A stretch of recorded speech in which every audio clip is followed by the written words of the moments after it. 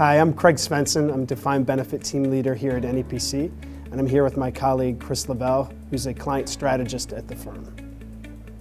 Chris, these are complex times for corporate defined benefit plan sponsors. Can you talk a little bit about some of the trends you're seeing in the industry? Sure. We can look to our survey that we do every year, and it's interesting to look how that has changed over time. I think there's been a lot of focus recently on risk transfer. That's something that's been around for a while. Certainly people started doing, I think in a large part, deferred vested lump sums starting in 2012 when the laws then changed.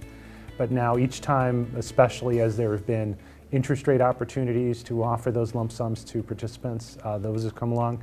And now we have the specter that, I'm an actuary, so I have to mention mortality tables sometime, right?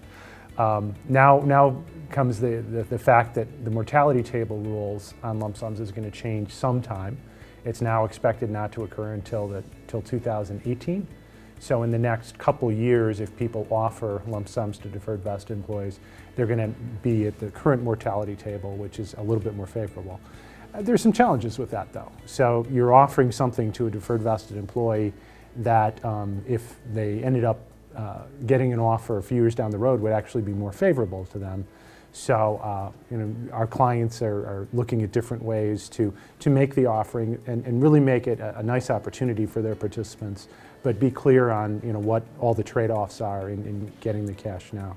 Do you have a view on how the implications of that from an investment perspective? Sure. When one of our clients decides that they're going to be doing a lump sum offering, we work with their actuaries to determine what the expected take-up is, what percentage of people are going to take the offer. That then actually is a part of the assets that really doesn't have duration risk.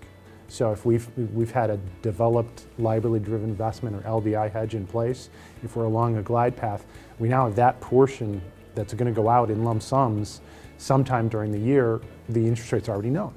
So we'll work with the client and we'll actually often decrease the overall duration of the program and raise liquidity to pay out those lump sums.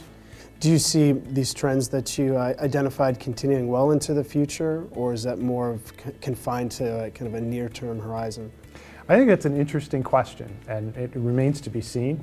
I think that certainly if you look at our clients that have not done any of these offerings, they're either doing them this year or they're talking about it this year. So this could be kind of the peak.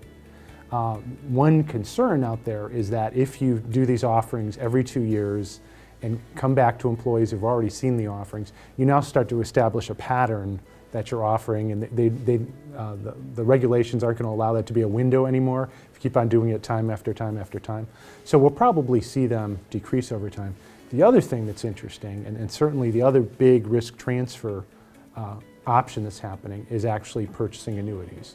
And I think that industry has, we've always had plan sponsors that have frozen plans and decided they'd like to exit the pension business, who've done annuity purchases to terminate their plans. But now we're seeing more risk transfers where people are taking a portion of their retirees and annuitizing those. So it's a partial risk transfer. And the coordination of these deferred vested lump sums and these annuity partial transfers has meant that the plan sizes are going down in some cases.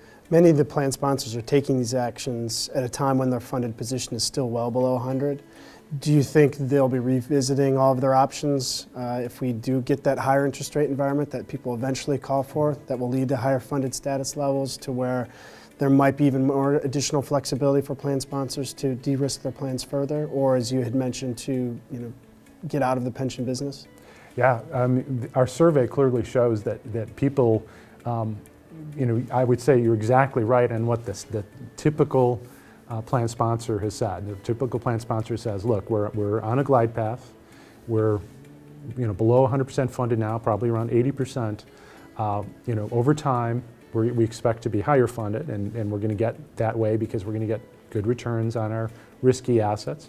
We're going to have higher interest rates, and we don't have a perfect hedge in place, and we may make some contributions. So as they've worked down that glide path, the interest rate portion of that hasn't worked. Right. We haven't had that period of higher interest rates. Everyone's expected it.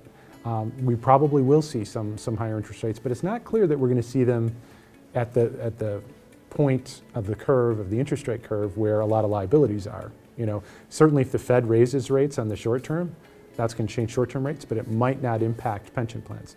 Nevertheless, you know, glide paths address the fact that you can have multiple ways to increase funded status.